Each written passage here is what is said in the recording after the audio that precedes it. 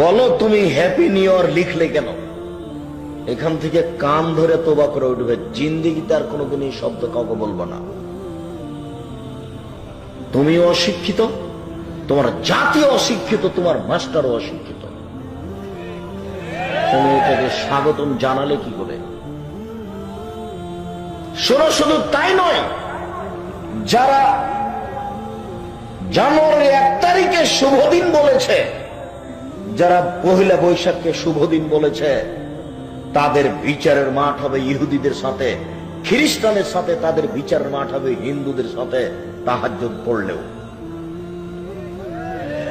রাসূল সাল্লাল্লাহু আলাইহি ওয়াসাল্লাম বলেন, মান তাশাব্বাহা বিকওমিন ফাহুয়া মিনহুম। যারা যাদের সাদৃশ্য অবলম্বন করে, যারা যাদেরকে ভালোবাসে, যারা যাদের নিয়ম নীতি কৃষ্টি কালচারকে ভালোবাসে, বিচারের মাঠে তারা তাদের সাথে থাকবে। বলো তুমি বিচারের মাঠে কার সাথে থাকবে?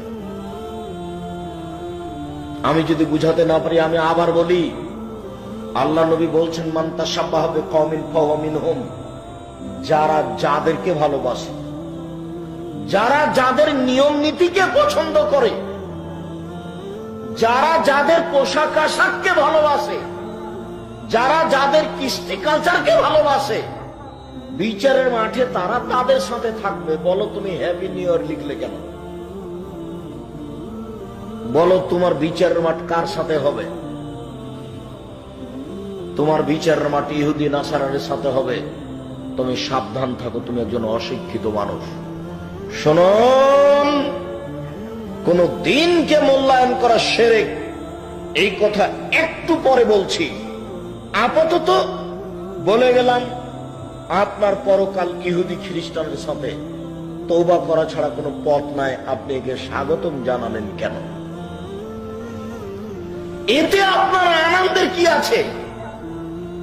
ইহুদিদের দিনের সাথে আপনার আনন্দ কি করে হয়? এই ইহুদি খ্রিস্টান মুসলমানের চিরশত্রু, আর তুমি কি করে জানুয়ারির 1 তারিখে শুভ দিন বলে আনন্দ ফুর্তি করো? তুমি মুসলমানের বাচ্চা, তোমার লজ্জা হয় না? তোমার গোস্ত মুসলমান, তোমার রক্ত মুসলমান, তোমার মেজাজ মুসলমান, তোমার বুদ্ধি মুসলমান, তোমার বিদ্যা মুসলমান, তোমার নীতি মুসলমান। তোমাকে আমি বারবার বলেছি যে কোনো দিন ইহুদি খ্রিস্টানের কোন কর্মকে পছন্দ করো না, তার সব কিছুকে ঘৃণা করতে হবে।